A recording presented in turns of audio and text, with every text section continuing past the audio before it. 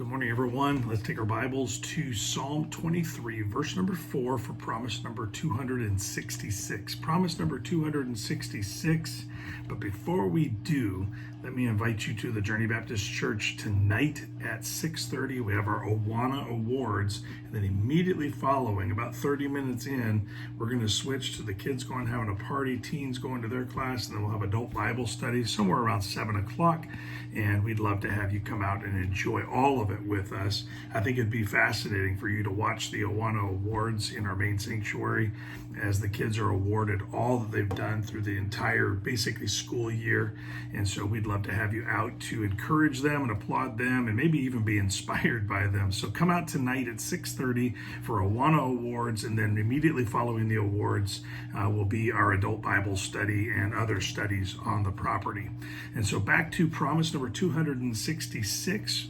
Psalm 23, verse number 4. You may be familiar with this passage. Let me read it to you and I'll give you the promise. It says, Yea, though I walk through the valley of the shadow of death, I will fear no evil, for thou art with me. Thy rod and thy staff, they comfort me. And so, listen, here's the promise. When we walk through the valley of the shadow of death, God promises to be there with us. Now, nothing shakes us more than the death of a loved one. Maybe a close second to that is when we're diagnosed with some sort of a scary health situation that could kill. I mean, obviously, those are shadows that are cast. Some people might also consider in there, maybe a third or fourth down the line, is when our world, or the world we thought we were making for ourselves, crashes down. And so we might consider that a death of a dream or something like that. And so those are all times when death seems to overshadow us and cause us to have doubts or fears. Psalm 23, often read at funerals and memorial services, about living, about the living who are struggling through. Our promise today is that God will be with us. What an amazing promise! And so what's crazy is that when we're there, we have questions about where God is or where he was when all of this was getting ready to take place. See, knowing and understanding God up close and personal, especially promises like the one we're looking at today, is critical. It's very critical that we already know God very personally, and so that we, instead of having doubts, we may be asking questions of, help me understand why, instead of why as in, who do you think you are, or where were you? We need to understand who he is. And when times are tough and we feel broken or alone, that's when we need to already know these promises.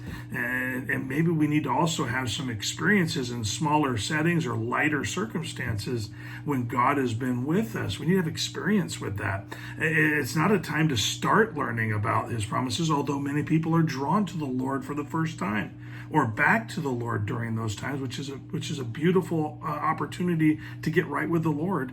But as a believer, we need to be growing stronger and stronger now, not then. And so we want to have that strength when the thing happens, not try to develop strength to fight it off as it's happening. And so you can see the difference. It's not easy to get your heart in shape, as easy as getting your heart in shape after the heart attack than it is to get in shape to avoid or prepare yourself for a health crisis. And so think of it, God's promises hidden in our hearts keep us from turning away from him when times get tough.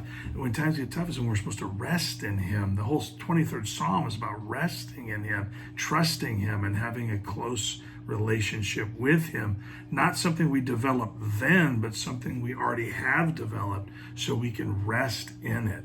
And so when it's hard to feel him, we need to already trust his presence before we enter the shadow of death.